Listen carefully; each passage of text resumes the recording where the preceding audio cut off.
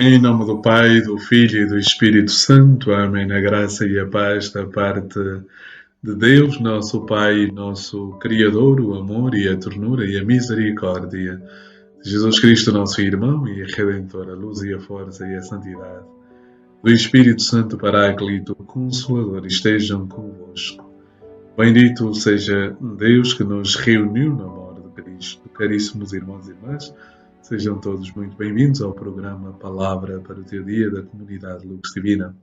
Aí onde está na circunstância concreta do seu dia, com ideias claras e distintas, ore comigo, ore connosco ao Deus da vida, ao Senhor que dá sentido à nossa existência, através desta linda oração, as laudes de quinta-feira da oitava de Páscoa.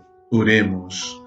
Senhor nosso Deus, que reuniste os mais diversos povos na confissão do vosso nome, conceda àqueles que renasceram pela água do batismo a graça de viverem unidos na fé e na caridade. Por Cristo que vive e reina por todos os séculos dos séculos. Amém. Caríssimos irmãos e irmãs, o Evangelho deste dia, extraído de São Lucas, capítulo 24, versículos de 35 a 48.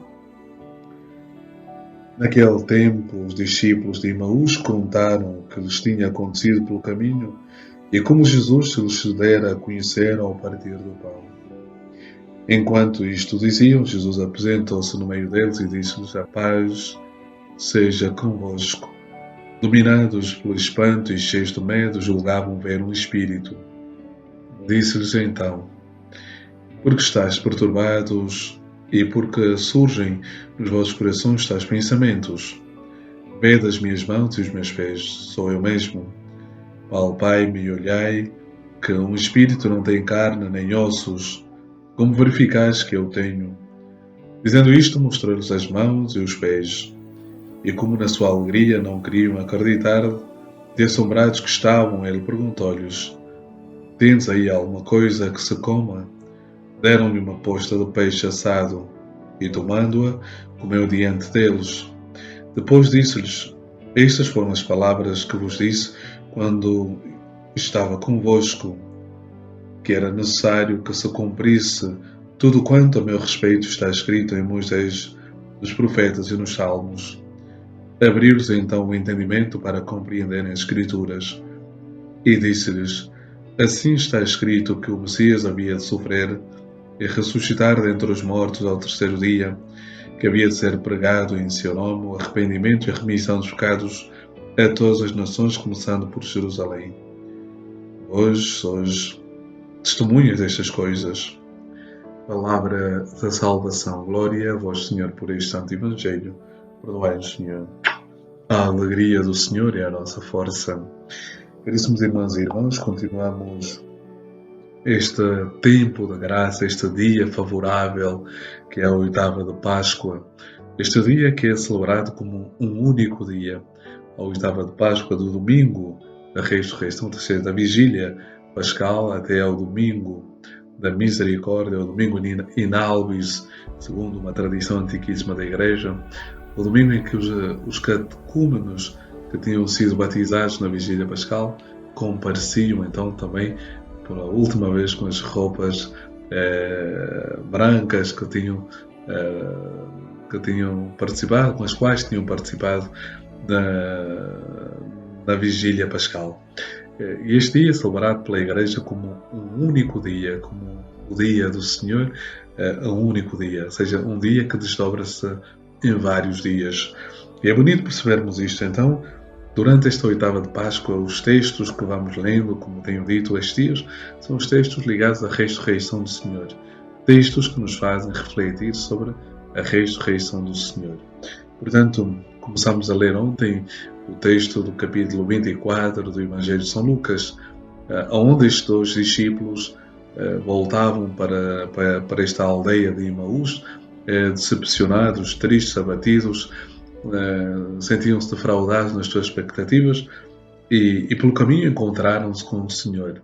E tendo encontrado o Senhor, partilharam a dor que traziam no coração, enquanto Jesus, sem se revelar, ia fazendo perguntas, quase que usando o método socrático da maiêutica, em que ia interrogando e eles iam respondendo.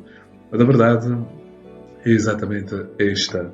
Ou seja, estes homens vivem a experiência com Cristo ressuscitado. E aqui está o ponto de partida e que será depois o desdobramento de tudo aquilo que acontecerá na vida destes homens. E ficou o primeiro convite para todos nós. Não podemos ser cristãos sem vivermos essa experiência de encontro com Jesus ressuscitado.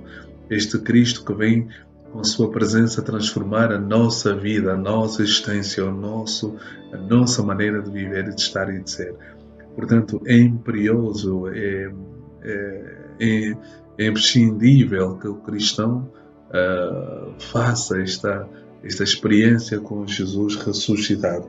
Eles voltam alegres, partilhando com todos aquilo que tinham vivido, a experiência. E o texto de hoje centra-nos essencialmente sobre uma única palavra: testemunhar. A palavra testemunho, que também está associada na linguagem cristã. A palavra testemunho está associada à palavra martírio. Martírio, na língua grega, significa exatamente testemunhar. Mas é o testemunho daquele que encontra-se com Cristo Jesus. É o testemunho de alguém que viveu uma experiência tão forte, tão eloquente, tão profunda, tão inefável, ou seja, a qual as nossas palavras jamais conseguirão revelar aquilo que realmente nós experienciamos e experimentamos. Mas a verdade é esta, caríssimos irmãos e irmãs. Tal como os discípulos de Emaús, nós também somos convidados a experimentar, a tocar o verbo da vida, Jesus Cristo Senhor, a experimentarmos Ele na nossa vida, a nos alimentarmos do seu corpo e do seu sangue, a sentirmos a sua presença em nossas vidas. E como se o primeiro verbo é testemunhar, a segunda palavra, a segunda ideia é deixar frutificar a presença de Jesus em nós. E uma presença, e um dos frutos essenciais da presença de Jesus, sinal da presença de Jesus em nós, é a paz. Jesus diz: a paz esteja convosco. A paz esteja convosco. Ele sabe que o nosso coração anda inquieto, Ele sabe que o nosso coração anda perturbado. E, portanto, a paz é imprescindível como certeza de que Cristo está em nós e nós estamos em Cristo. Ele serena o nosso coração.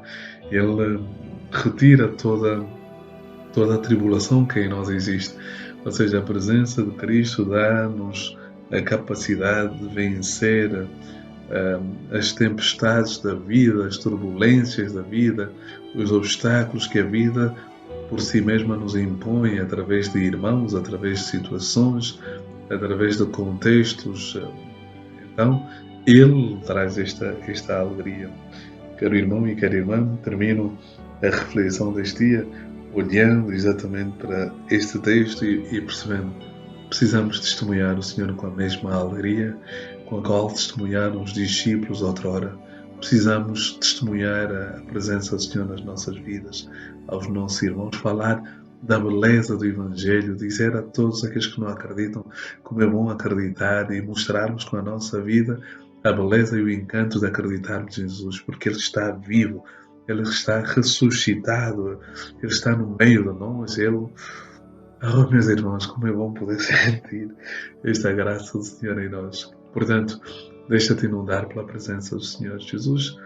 Ele quer-nos tanto, tanto, tanto, tanto, que eu não sei mais o que dizer. O texto de hoje começa por duas ideias, né? Eles contaram o que lhes tinha acontecido pelo caminho, como Jesus lhes dera a conhecer ao partir do pão.